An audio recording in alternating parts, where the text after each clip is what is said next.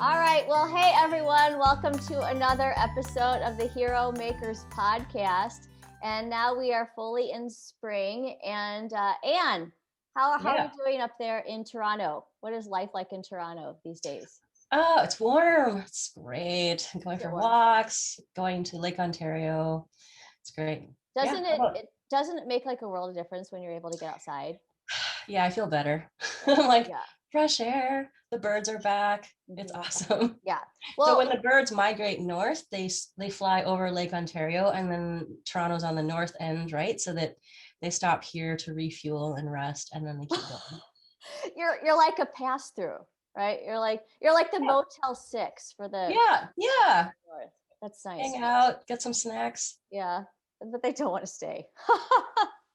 They're like, sorry, you're not cool for us, those birds. Well, how are you doing?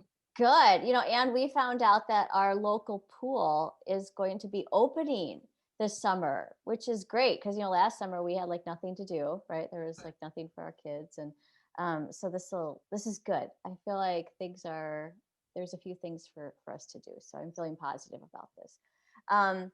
And I'm excited because today we get to talk to an endurance athlete, Katie Spotz, and we also get to go to Maine. So, which Katie, I have to tell you that Bar Harbor is one of my favorite places in this whole country. So, welcome to the podcast, Katie. How are you? Thank you so much for having me. I'm good. Yeah. Good. What's happening in Maine right now? Like, what is the weather like, and what is? So yesterday it was snowing, and like this morning it was 12 degrees. And I read somewhere before moving to Maine that it has like the longest springs, like, or the longest winters, just because it does hold on to the cold for quite a bit. But yeah, I'm still out and doing my thing, running outside, skiing outside. So you definitely, I feel like there's never bad weather. There's only bad gear. So as long as you have gear. That is my husband's from Minnesota, and that's a very typical Minnesota response too. Whereas like here in Chicago, like we're just not hardy enough. We just like hole up when it gets, but I think when you live in certain climates, you're like, well, we just have to go out. Like, So, and Katie, it's, there is some kind of marathon too that's up near Bar Harbor, right, in the fall. Have you heard of this? So or it goes through Acadia, maybe. Yes. Okay. So there's this website called like Fastest Known Time, which like people can log their different routes and different run, like, and I think I did explore some of that because my friends and I went last summer, and I was like, oh, I want to see, you know, where I could run, but I just ended up running on the road, like an out and back. Okay. So yeah. Okay. So I encourage anybody who hasn't been to Acadia and to Bar Harbor to go, like, make that a trip this year, because even though it takes a little ways if you're driving to get up there, it is totally worth it. And they have great lobster up there too. Yeah. So Katie, we're going to talk about some of the things you've done, but you are like an ultra endurance athlete. I'm not even talking about my marathon. Like my marathon feels like piddly compared to what you're doing. Because you rode across the Atlantic, and now and you've done all these like ultra races. So you're like running across Maine, right? Like 130 some miles, and you're biking, you're doing triathlons, all this stuff. And so you're pushing yourself to limits, but you're also doing this for a great cause, right? You've been doing all these things to raise money for clean water, which we are very interested in, kind of the intersection of kind of using our own resources, which in your case is, you know, kind of your body and your strength, to also do good for our world, which I think is great, right? This is like the best use of multitasking ever, I think. I mean, you hit it on the nail, because like, of course, like anyone who's running 24 hours nonstop or 30 hours nonstop is getting some sense of joy, satisfaction, excitement, adventure.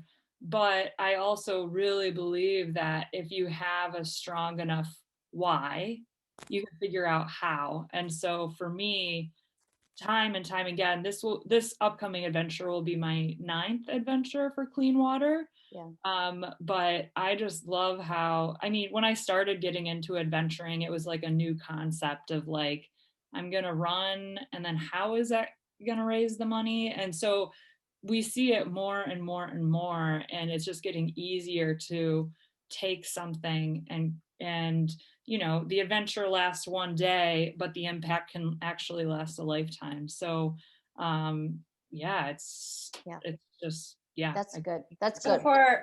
for those of us who don't know what an adventure is, I think we might have different definitions. Could you help us understand what you mean? So I guess like the biggest adventure I've been on was rowing solo across the Atlantic. So there's no follow boat, no resupply. And so I started from West Africa, Dakar, Senegal. So that's like a major shipping port. And then rode about 3,000 miles until reaching South America. So I landed in Georgetown, Guyana. So that journey took 70 days, about 1 million oar strokes. And I was rowing like 10 to 12 hours every single day. But like, as we were talking about before, like marrying both, I was on a ocean of undrinkable water, and yet because I had a desalinator, I had more access to water there than 1 billion people on the planet. So I think, yeah, so that event was called like row for water, but there's been a swim, a bike. The last adventure was a run for water. So yeah, I mean, they're definitely not really like sign up and register. A lot of my adventures are just go out and explore. But that's kind of, yeah, what I'm most passionate about. Yeah. Well, Katie, we'll talk a little bit about that. And as you're saying that, I'm thinking, oh, good. So the rest of us during quarantine have joined your world, right? Where you're just like, just go out and do it. Like, why do you have to have something to sign up for? But Katie, let's kind of start where when you were growing up, and tell us a little bit about growing up, and then how you got involved in sports, and kind of how this whole idea came to be. So I would definitely consider myself an accidental endurance athlete, an accidental adventurer, just because like growing up, I wasn't really a star athlete. If anything, I was more like a bench warmer, just kind of like, is it my turn? All right.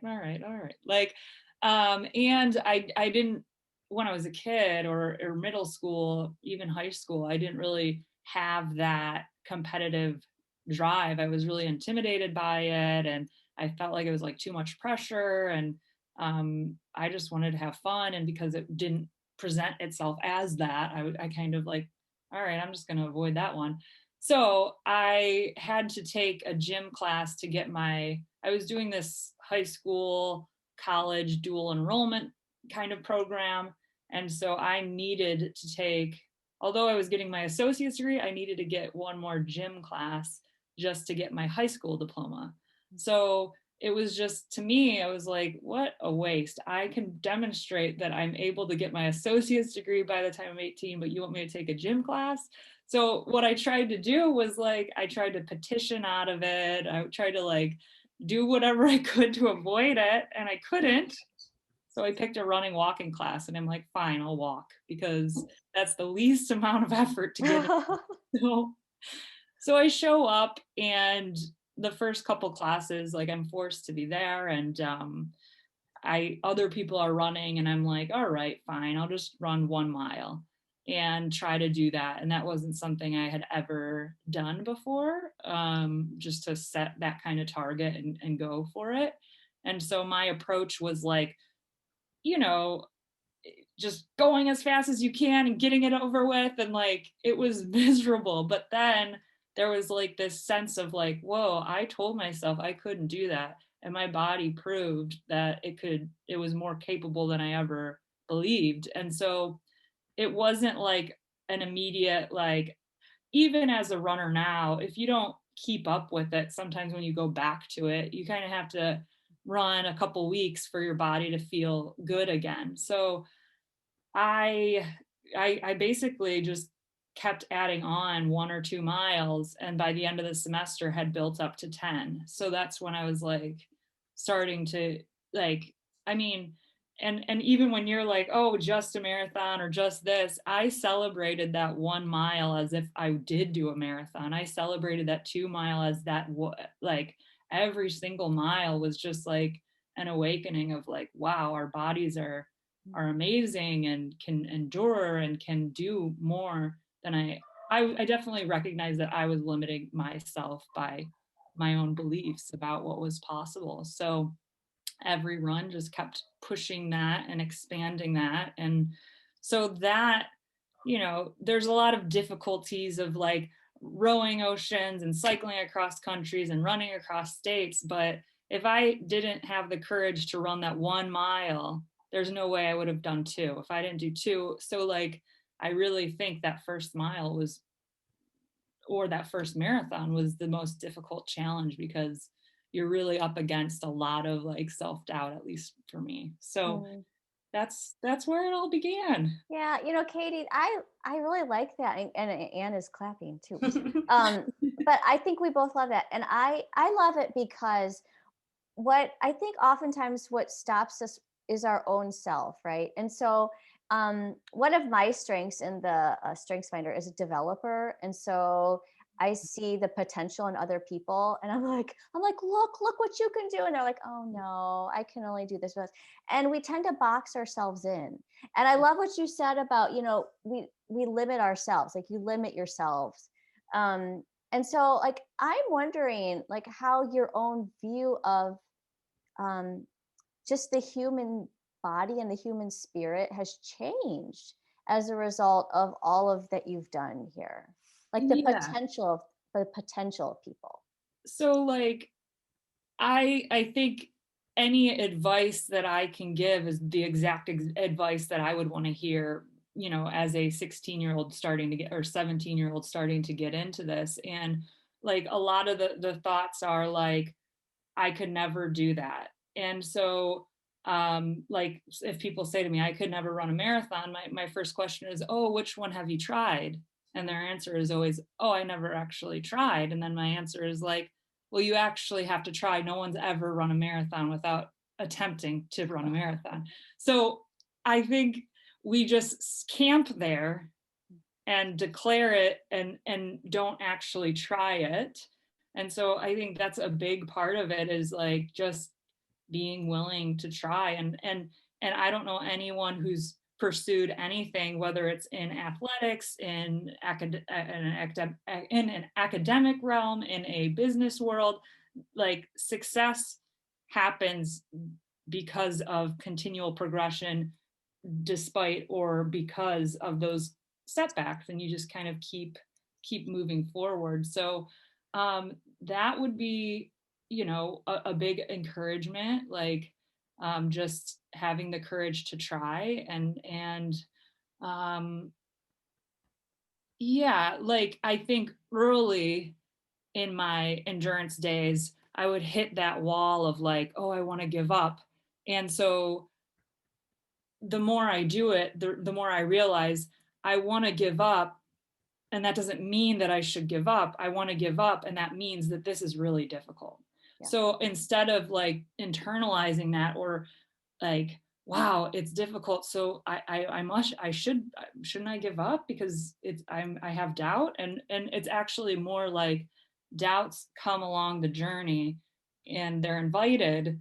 They usually show up, they make their appearance, but I'm like, I understand your perspective, but I'm respectfully going to decline that and keep going. So it's just kind of having less of this panic response and more of a, oh yeah, when difficult things are happening, you sometimes show up. But like there's definitely a fine line between that and like, I understand that some of the things they do are so extreme that you do have to ask the question, am I causing permanent damage? Am I going to, like, is this worth the amount of stress? Because no doctor is going to be like, yeah, run 100 miles. That sounds great. Like it is pushing the limit. So Yeah. Well, and I think, I mean, you even mentioned translating that to other people, like you were talking about business or whatever, right?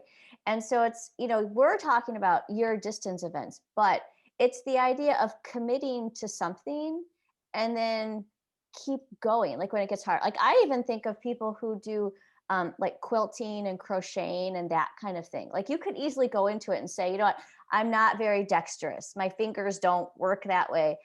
But what happens if we commit to like a year of that and say, okay, this year I'm going to do this and I'm going to do it like you do. What you did is you're like, I'm going to tie it into doing something good for the world. Right. So we crochet for a year and then I'm going to start doing that for other people. Right. So it's like we start it, but then we find that big picture that keeps us going as well. So, okay. So you ran your 10 miles.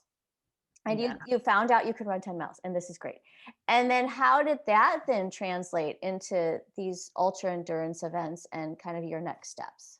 So the 10-mile run gave me the courage to run a marathon. And I didn't know anyone who ran a marathon. I thought, like, the original story, from my understanding of the marathon, is like this person had to deliver a message and he ran 26 miles and then died. Like, so I was like, oh wow, okay. So and I thought it was like Kenyans, like that's, as a teenager, like that is all I knew.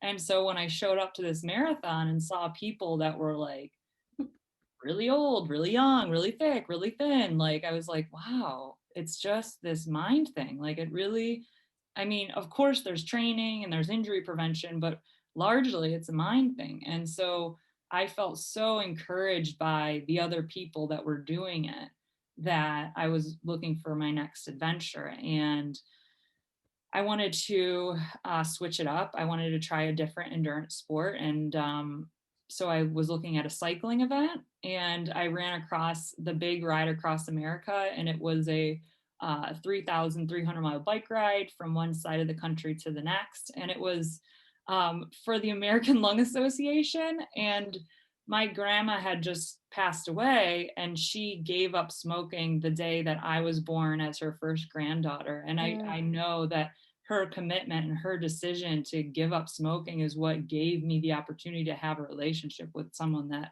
I love very dearly. So I think, I can be a very like logical, like what are the pros and cons, but there's certain moments where you're just like, I don't even need that. I know, like, I just know I have to do this. And so that's where that whole idea of like taking an event and turning it into something bigger, because it was already structured in that way.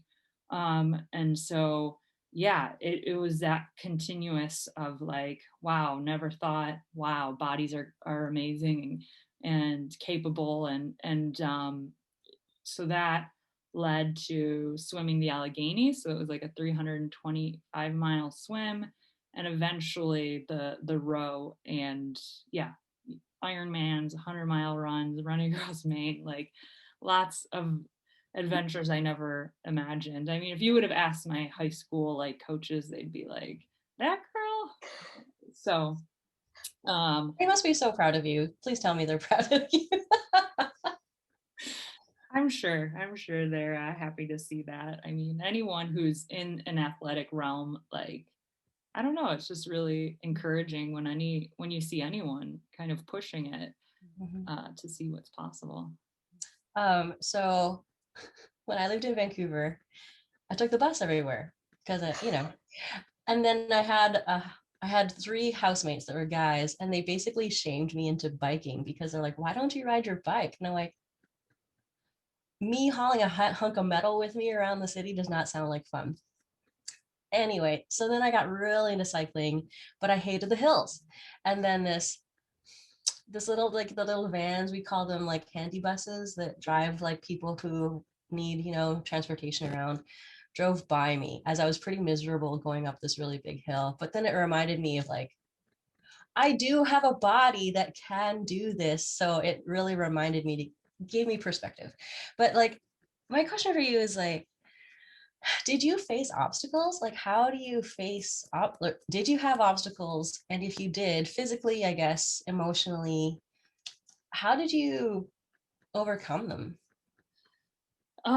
So like I my first marathon, the biggest thing was just like blisters, cycling across America. Mhm. It did help because there were 40 other cyclists, but I mean, I remember some days where like you were pedaling as hard as you could and only going like 8 miles per hour because you had a strong headwind and like um and just yeah, saddle soreness. Sometimes it could be your neck or your upper back, just kind of like holding that tension of like being in on a bike. But I know that like that's where growth happens. So anytime you reach some kind of point like that, it's like, oh wow, I'm kind of like reaching another level, or so kind of like leaning in, but also like,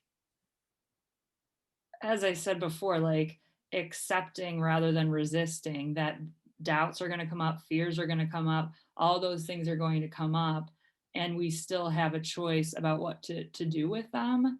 Um, and none of those strong emotions will last forever. And so meditation has actually been a really big tool.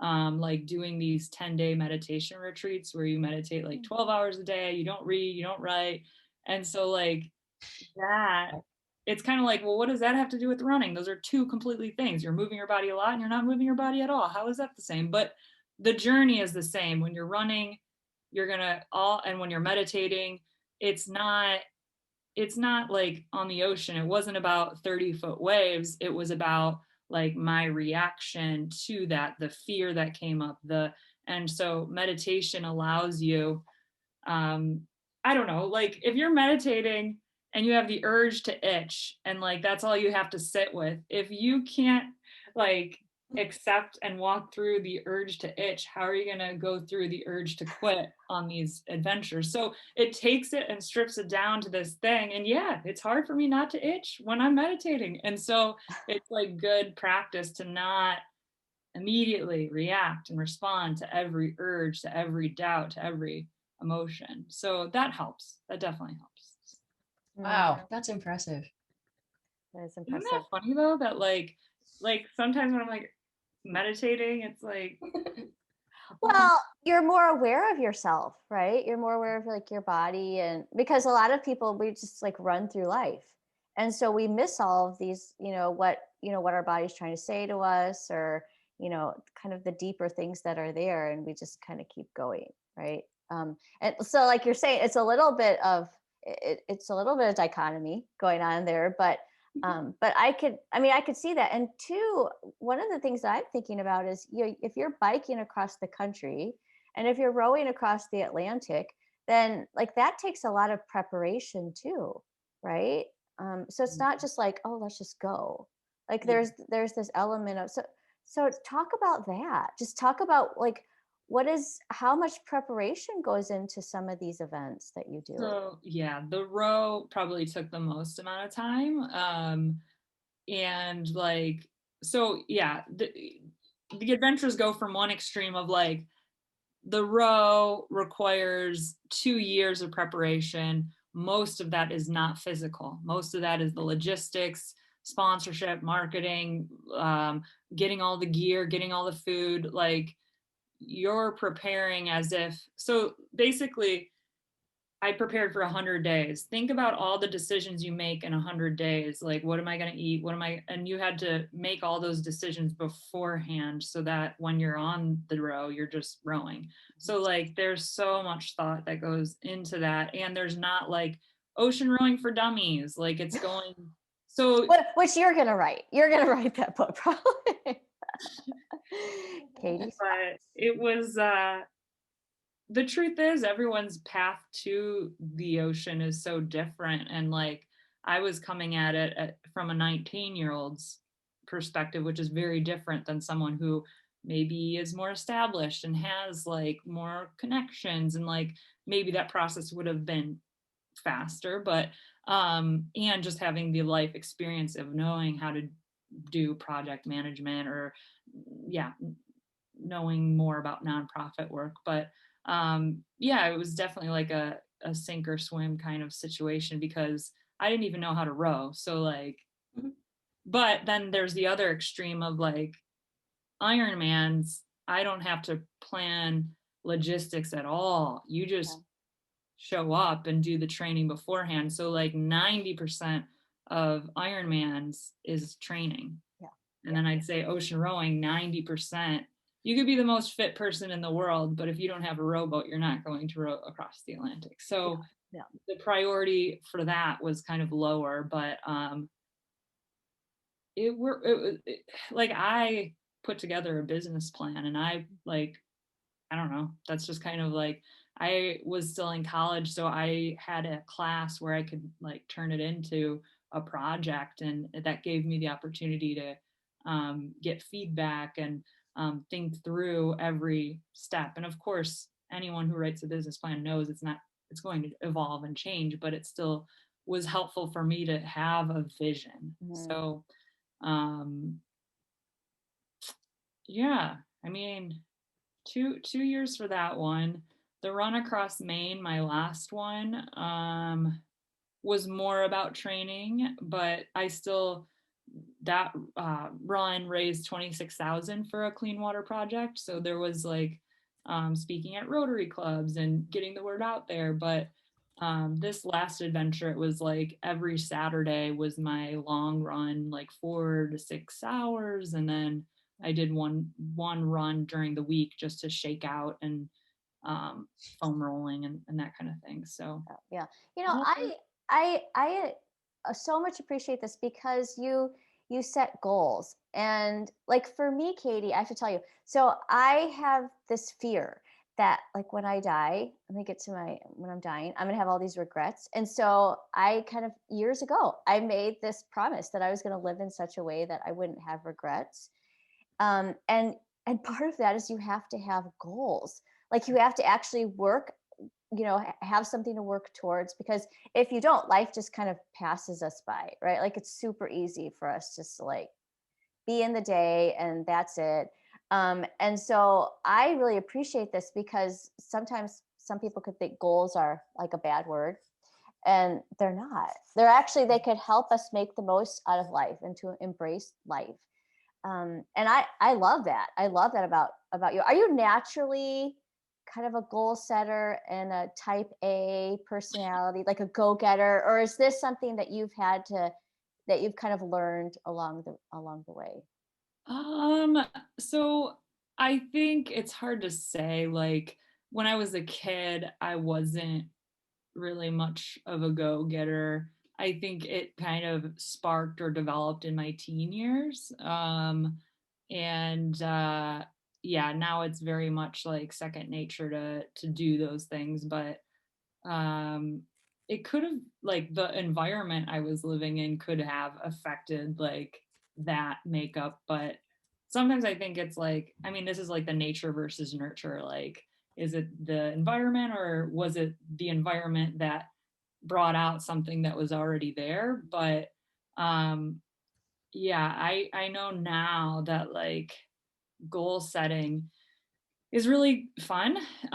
Even if like some people like would be like, oh, it's, stress, like, to, you might fail. And my thing is like, if I set a goal and fail, but achieve more than I would without that goal, I consider that a success. So like, say you don't set a goal, you don't, make any kind of progress, I would much rather go that direction than to not set a goal at all and feel like you don't have to, and so I'm pretty okay with failure, That's because great. usually it's always progress, not, perfection. And so I'm a fan. I'm a That's fan of the good. goals, and like I actually like New Year's as my favorite holiday. One of them. I mean, Christmas, everyone loves Christmas, but like, because I read my journals for the last year, I process them, I write, and then I like reflect on, I mean, time moves fast, and like that is a good time to just like sit in where you've been and what's ahead. And I think I don't know, some kind of famous actor said it about like his hero. It might have been Matthew McConaughey. His hero is himself in 10 years, like becoming Wow. who he's meant to be and the better version of himself. Yeah, that's good. That's good. So can I ask then if you have goals of where you want to be in 10 years? So with the ocean rowing, not many people do it. More people have been on on the moon, and more people have been on Everest and all those things. So not many people row oceans. Of the people that do row oceans, most of them go from one island to another island, just because you're right within the trade winds and trade currents. So I was very intentional about my route being Africa to South America, because I actually was looking at an around the world journey, and I was like, okay, what's the most difficult part? The row. The row is the most difficult part. The row is the most expensive part. And like kind of like that type A thing where you're like, you always get the most difficult thing done first, and you don't want to do the whole thing and then fail at the end.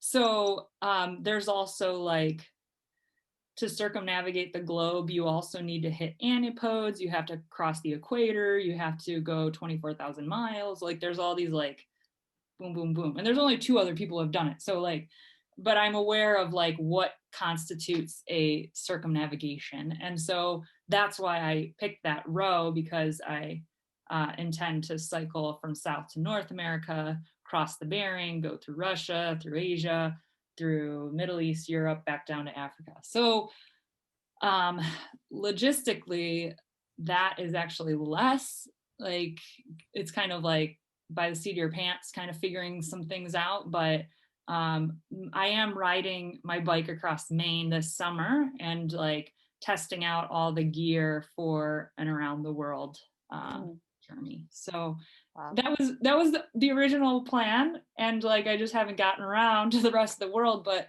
I wasn't ready, and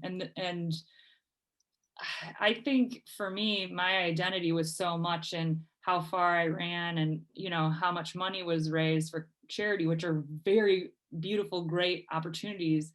What I didn't develop was like a sense of, can I be useful outside of that, or is that like? And so for me, it was important to like kind of build a career and work in nonprofit management and work on a team, and yeah, I think being in that, so much of my life was that kind of like solo. I think I needed more community, and before taking on another adventure that, truthfully, I think biking around the world can be more lonely than being in the middle of an ocean. And it just because like sometimes loneliness is most felt around people that you can't connect with, and like sometimes when you're traveling and you can't speak the language and you see other people with their family and friends, that it can be lonely. So That's so interesting. And that was exactly what I was going to ask you, Katie. I was going to ask, with all your training and all these things, like if you do get lonely, and like how do you, what does community look like in all these? Okay, so take for example the rowing. Like where were you in contact with people? Were they kind of like dropping in on a helicopter? Like what? I'm just trying to figure out where in the world you see people in all of that time. it was actually, well, if you were following and donated, you could get your picture on the boat. So I had like people's like, and then this Rotary Club gifted me with a mini Wilson, so I had that like or whatever with Tom Hanks. But I did have a satellite phone, and I could do like blogging. Okay. And then one of my friends also rode across the Atlantic, and he was helping as like a mentor and like a coach, like just to guide me through that. And then I had a weather guy that I hired to give reports. And there was a PR firm in Ohio that took it upon themselves to like volunteer and help out with some of that. So yeah, any solo journey like that, it takes a team for sure. But it was just on the boat itself was just me. Yeah. Okay, so talk to us about clean water and like why did that become your kind of your focus and your passion? So I was studying in Australia, and I was studying environmental science. And in Australia during that time, they had a drought. And so what I was seeing, things were like, you can't water your grass, you can't wash your car, like just like between this hour and that hour. And I was like very shocked by that kind of relationship with water, because I've always taken it for granted. I've never been without. So to see it in such a developed country, something as basic and elemental as water started to make me kind of appreciate it more. And then in one of my classes, my professors mentioned that the wars of the future will be on water, and in some countries it's already the case. And to me, I was just like, what? Like, the thing that I've like, being born and raised on the Great Lakes, like the thing that was always in my backyard, the thing that's unlimited and free, and like you never have to worry about running out.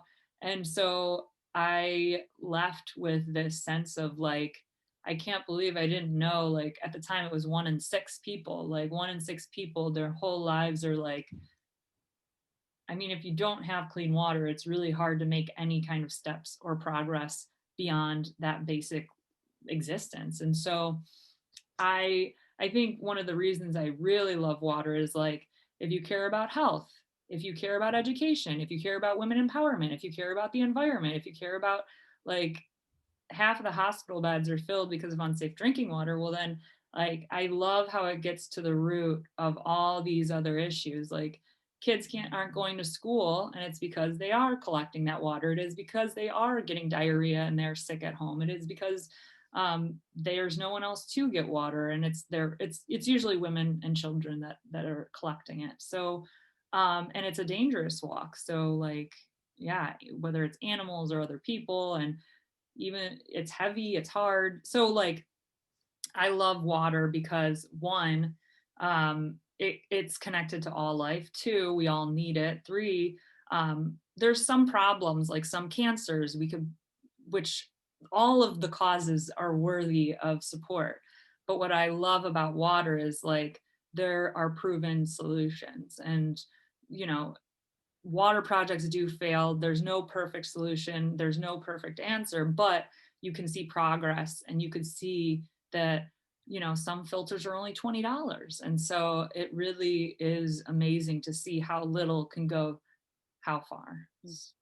Yeah. So that's really, really, I love that, because we're also, how much percentage are we of water? 90? I don't know. Anyway, we're a lot.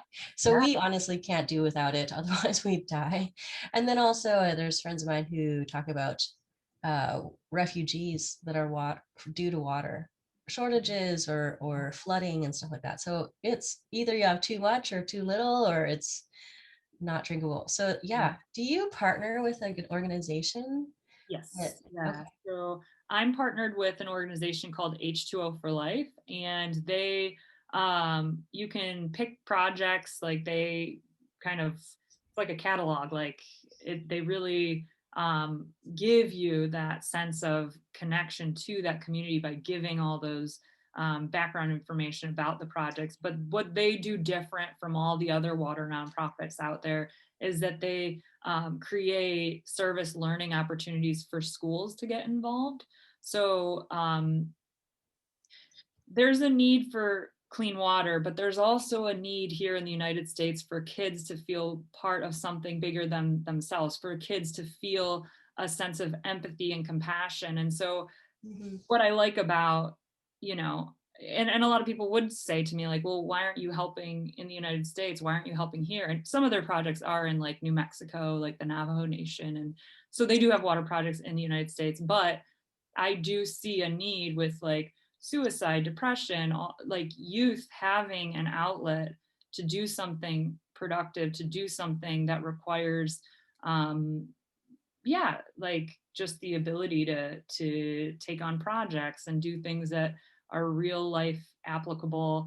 And some things kids get into, and some kids it just goes right over. So like it doesn't necessarily work for all kids to really take this on, but I've heard stories about kind of like, the quiet, shy person kind of becoming something else as a result of being part of something bigger like this. So I love it because it serves another need here in the United States that I think has a lot of value. Yeah, I mean, education is hugely important. And then it's so attached to the globe. So it's not just what happens here, but what happens in other parts of the world and what are the issues that they face. So thank you so much. It's so huge topic. Another podcast, maybe. Yeah, But mm-hmm. Anyway, I'd just really love to know, like, what's next for you? What's your next project? Yeah, so I am doing the Bike Across Maine. So it's a 300-mile cycle along the coastline from Canada to New Hampshire. And last summer, I ran across the state and it wasn't along the coast. And so I did see quite a bit of Maine, but I was, a little bit like tunnel vision when you're just running for that long, and part of it was in the night. And I know Maine is just a beautiful state. So this ride is more about highlighting the beauty of the state. And there's a project in Ethiopia that's helping over 300 students. So it's a ride for water to raise funds for H2O for Life. And then this is kind of like the testing ground for the world trip, around the world, by primarily by bike, but I might throw some rollerblades in there, just Shake it up. Rollerblades. Katie, when do you hope to do that around the world trip? Next year. So I retire from the Coast Guard next year. So okay, then you have more time to be putting into all of this. Yeah, that's amazing. But, I mean, really, the exciting part is like once you have all the gear, it's really a flight away. And I mean, of course, COVID, there's some countries are like threat level 4. Like there's a website that lists like what countries are okay and not okay for Americans. So with COVID, even though I couldn't even do that journey right now if I Yeah. Okay, and when do you cycle down the coast of Maine? When is that happening? This summer. Okay. Yeah. Okay. All right. Well, we'll have to be following along with you on that, and we'll be cheering you on from our couch, right? I don't know. But Katie, where can we find you online and on social media? So my website is just Katie Spotz, Katie, last name Spotz, .com. And then I'm on Facebook and Instagram. Instagram's just Katie Spotz and Facebook is Hello Katie Spotz. Okay, great. And we'll link to all those in our show notes as well. But I hope that everybody was encouraged by this episode, because I'm going to go back to something you said at the beginning, which was that this day, you may have an adventure for one day, but then the impact could be for a lifetime. And I think that's so good. And so I want to challenge all of our listeners to maybe pick a goal and commit to it for a while, and then ask yourself, how can this have, eternal impact, ongoing impact, instead of just doing something for yourself.